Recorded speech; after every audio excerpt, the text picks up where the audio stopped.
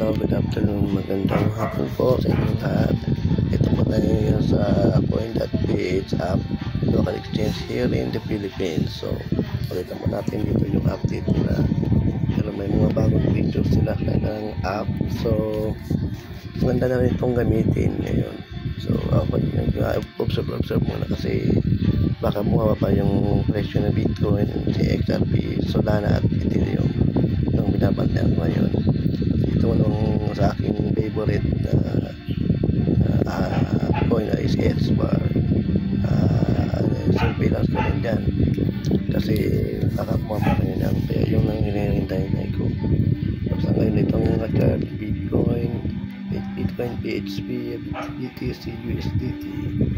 Ito po yung nasa gagawin pagpapatalaga ni Bitcoin mula sa 126,000 US dollars.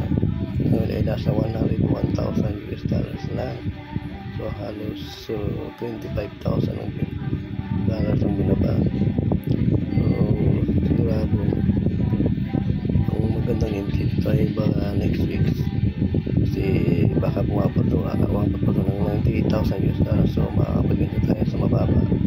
Pag natin kay Ethereum, Solana at XRP nasa $2.21 yung price niya ngayon. So, parang didiretso na update sa bear market pero estimate ko nito mga kalahati ng November or December baka makabawi ng presyo ng mga crypto.